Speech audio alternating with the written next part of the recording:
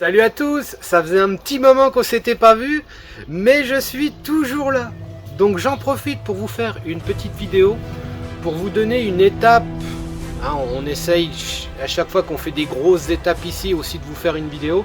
Donc l'étape qui arrive, on va avoir un petit peu plus de temps là pour se consacrer dessus. On va s'occuper des Drosera tubéreux.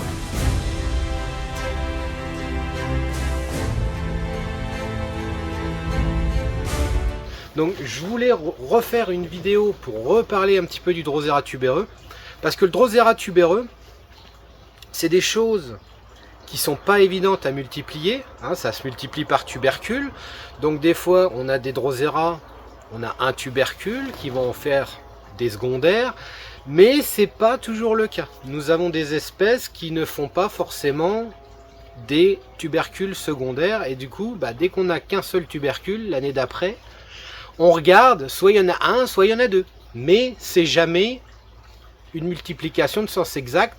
C'est pas comme, on va dire, la pomme de terre, où c'est qu'on plante une pomme de terre et puis après on ramasse 1 kilo. Là, c'est vraiment, on plante, et par chance, des fois, on a des tubercules secondaires qu'on va vous proposer sur le site, comme chaque année. Et je vais bien insister sur le « et » quand c'est disponible. Faut pas réfléchir. C'est des choses... Bon, d'un côté qui partent très vite, surtout au niveau des Drosera à rosette, comme on peut connaître Squamosa, Collina, toutes les belles rosettes que vous pouvez voir en photo.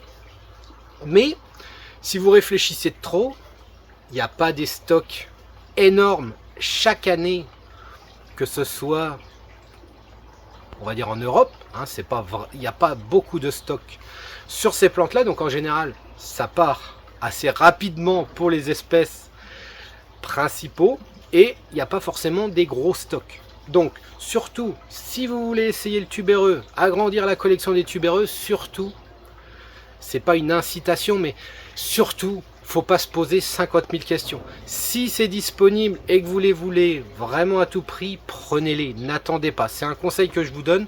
Nous aujourd'hui en Drosera tubéreux, il faudrait qu'on refasse le point, mais je pense qu'on ne doit pas être loin des... Je pense qu'on a au moins 80 clones différents. Voilà, dès qu'on avait quelque chose qui passait, on les prenait. Comme ça, on savait qu'on les aurait. Donc le Drosera tubéreux, c'est maintenant. C'est maintenant que ça va se jouer. Le Drosera tubéreux, c'est une plante qui est en cycle inversé. Donc sa végétation en hiver, repos l'été. Où c'est qu'on va extraire les tubercules du substrat et après ce sera en végétation pendant l'hiver. Donc expédition de ces plantes là uniquement, on va dire pendant 2 mois, pendant la dormance. Donc là à partir de mi-juin, allez jusque mi-août, et puis peut-être des fois pour les un petit peu plus tardifs, on peut encore prendre un petit peu plus tard, mais normalement ça se joue sur 2 mois. Sur 2 mois. Si vous commencez comme d'habitude, comme tous les ans, à voir les photos des plantes qui émergent, surtout les rosettes du groupe Squamosa et tout ce qui s'ensuit, qui émergent, et que vous commencez à vous demander, à envoyer des messages, est-ce que tu as de la dispo, est-ce que tu as de la dispo, est-ce que c'est... Non, c'est fini. On n'expédie jamais un Drosera tubéreux en végétation. Donc à l'heure actuelle, certains le font, mais faites très attention. Un Drosera tubéreux, dès qu'il est lancé, il fait sa végétation jusqu'à sa dormance. S'il connaît un stress, s'il connaît un problème, s'il est abîmé pendant la végétation, il ne s'en remet pas. Cette plante, on va parler surtout de ceux qui sont irrigés, si la tige est cassée, c'est cassé, ça ne va pas se ramifier. Donc faites très attention, c'est très très fragile ces plantes-là, et nous, on ne le fait pas, on n'envoie pas de Drosera tubéreux en végétation parce que ce n'est pas du tout adapté au transport. Voilà, comme vous avez compris, c'est un climat inversé. Donc là, nous, on les met sous les tablettes, quand c'est en été comme ça, on les met sous les tablettes à l'ombre et elles passent l'été tranquille comme ça. On vérifie surtout Notre point clé pour savoir si c'est trop sec pour ces plantes-là, c'est quand le substrat va se décoller sur le bord des pots en fait. Dès qu'on voit que ça va trop se décoller, on va réhydrater légèrement pour voilà, que ça se humidifie dans le fond du pot, mais pas plus, hein, pas d'excès d'humidité. Les tubercules, si jamais il y a trop d'humidité, les tubercules pourrissent. Si c'est trop sec, ils se déshydratent, donc il faut trouver un juste milieu. Si on les a en serre comme nous, la meilleure façon, c'est qu'on les met sous les tablettes, sans soleil direct, bien à l'ombre. Hein, et puis bien souvent, sur les cagettes, on repose une autre cagette avec un fond plein, ce qui fait qu'elles sont quasiment au noir. Hein, il y a juste sur les côtés où la lumière passe, ce qui fait que ça ne se déshydrate pas trop vite et ça ne sèche. C'est pas comme si on les laissait, comme on a essayé une année et que c'était la catastrophe. Elles étaient en tablette, du coup on est dit, on a voulu faire simple, donc elles étaient en plein soleil par 40-50 degrés au juillet-août. On s'est dit, on arrête l'arrosage, du coup elles étaient toutes seules sur leur tablette. Arrivé à l'automne, il n'y a rien qui est ressorti. Donc ça s'est déshydraté. Il faut bien faire attention, c'est une gestion qui n'est pas évidente. Donc voilà, c'était vraiment pour vous dire, c'est pendant 2 mois, c'est maintenant ou jamais où vous voulez prendre vos tubercules pour pouvoir voir la végétation en hiver. C'est pas en hiver quand vous allez commencer à voir les photos sur les réseaux qu'il faut se dire je veux du Drosera tubéreux. Ce sera trop tard, il faudra attendre le mois de juin prochain. Donc voilà, au niveau, on va dire, bon après je reçois des messages pour savoir ce qui est le plus simple au niveau des Drosera tubéreux. C'est sûr qu'il y a quand même des choses qui sont plus délicates que d'autres tubercules. Tout va se jouer quasiment à la même chose.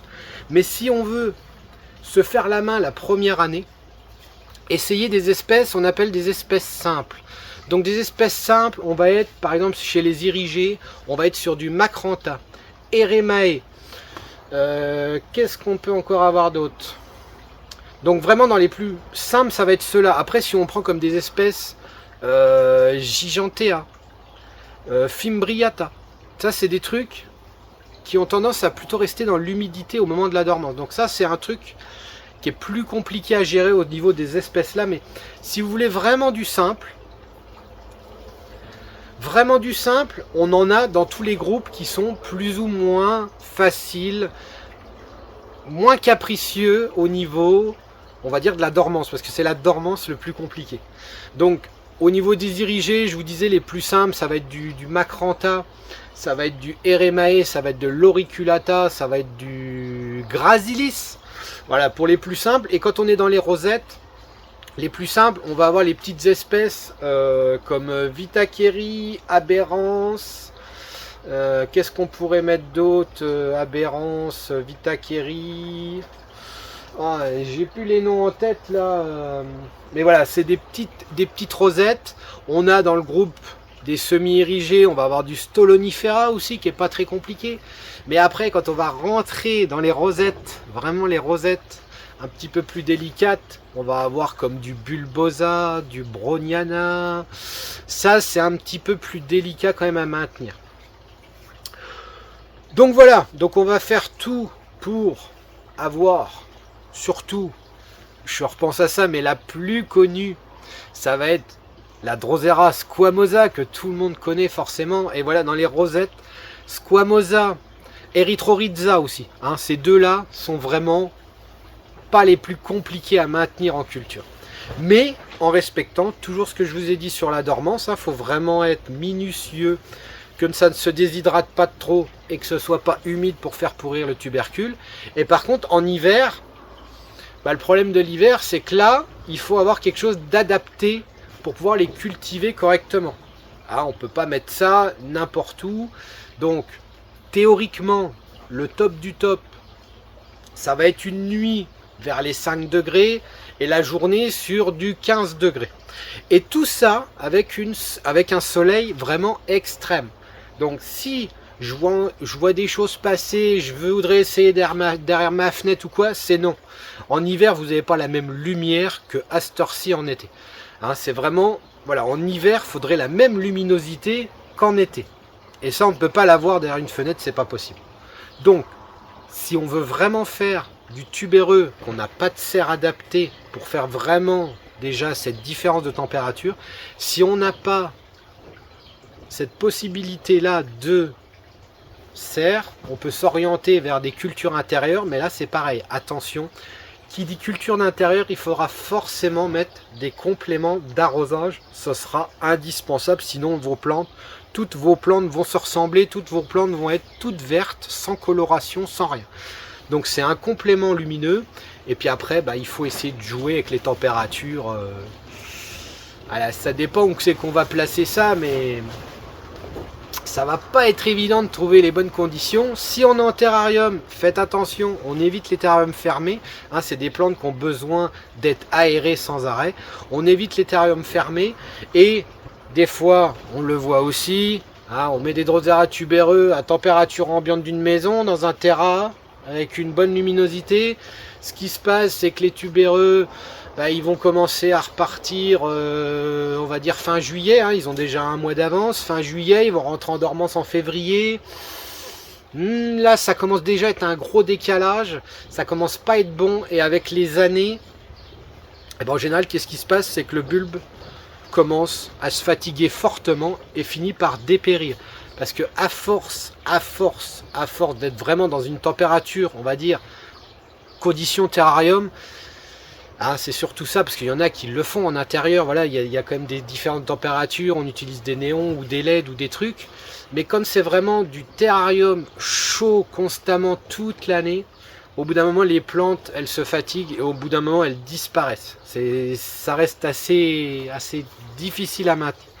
Bon, je ne vais pas m'attarder, sachez que petit à petit, bon, on fera une annonce comme d'habitude, mais on va s'occuper des Drosera tubéreux, hein, parce que là, il y en a qui sont encore en végétation, il y en a qui sont en train de sécher tout doucement, hein, parce que quand on veut sortir les tubéreux, c'est pas une fois que la plante elle disparaît qu'on éclate le pot. On laisse bien évidemment le substrat se déshydrater tout doucement sous les tablettes, et quand les substrats sont bien secs, c'est là qu'on tamise le sable, enfin le substrat hyper drainant, c'est là pour récupérer les tubéreux, hein, je vais le rappeler d'ailleurs tout de suite. Nous, on utilise 70% de sable et à peu près 30 ou 40% de tourbe. Donc pas plus, hein, c'est très sableux comme milieu.